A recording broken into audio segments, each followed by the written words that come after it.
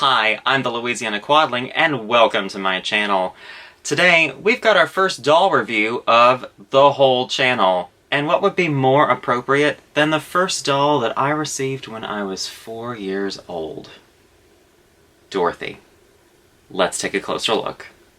This Journey Back to Oz doll pack was released in 1993 by UAV Corporation. It originally retailed for $7.97, and this was the only doll merchandised for the film Journey Back to Oz. Dorothy was originally part of a 4-doll collection that also included Alice in Wonderland, Cinderella, and Snow White. Let's first talk about the VHS included with this set. This is the 1989 release of Journey Back to Oz, and this particular release is not exclusive to this set and was available separately until 1995.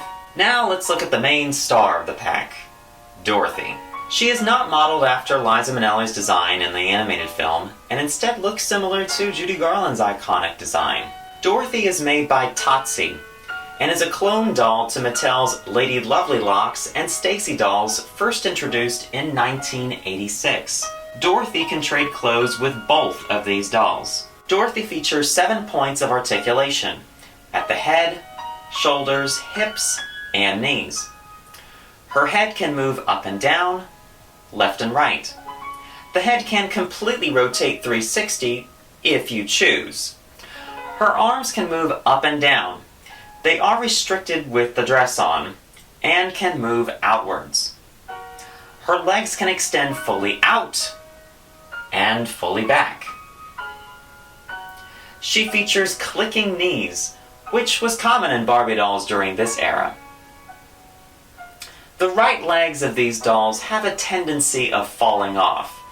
My childhood doll's right leg doesn't stay on at all today, but I've also found never removed from box examples with the same issue.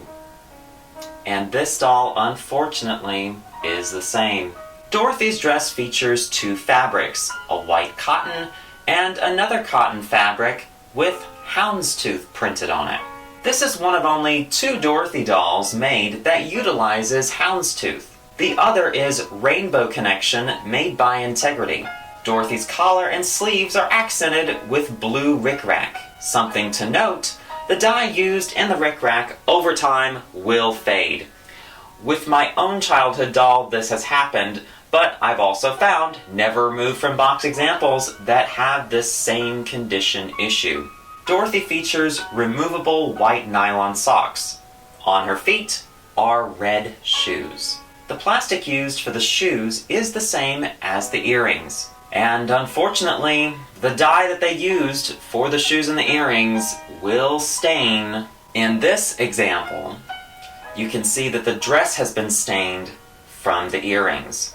On all of the examples that I have on hand, the socks are stained from the shoes, so I think that one's unavoidable. Dorothy has brown rooted hair and is stylized with 2 ponytails and bangs. The ponytails are secured with rubber bands and blue ribbon. As with all older dolls that use rubber bands, watch out for dry rot rubber bands. I have encountered this with never removed from box examples. Now, if you think this review is good and done, think again.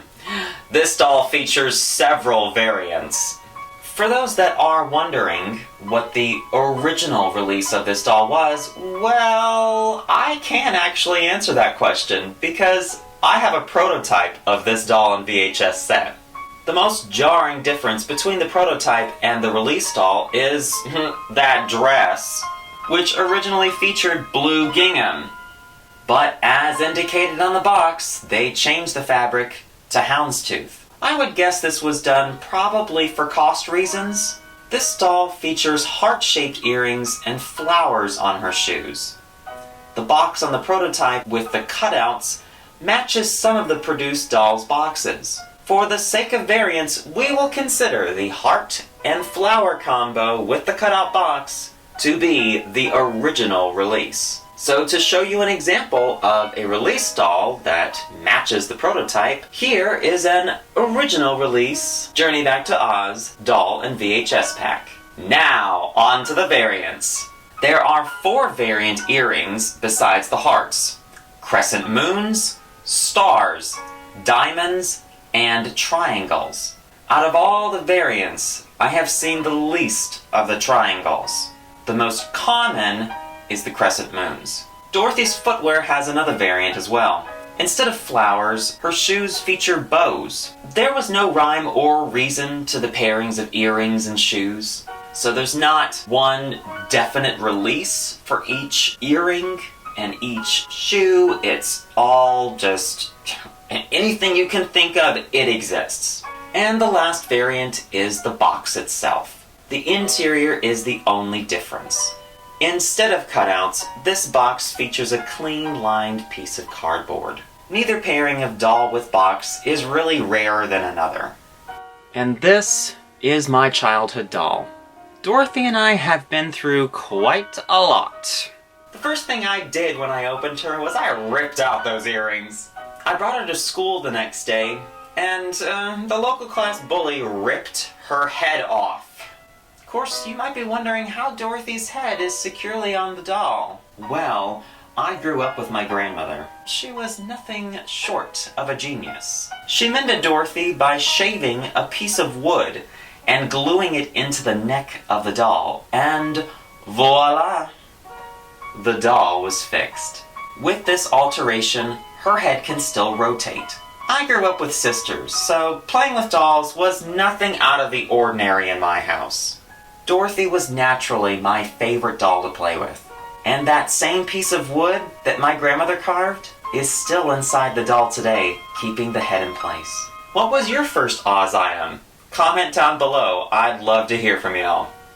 And if you liked that video, please give it a thumbs up, leave a comment down below, and subscribe. And if that doesn't satisfy your appetite for Oz, follow the link in the description to ozclub.org and join the International Wizard of Oz Club. Until next time, bye y'all!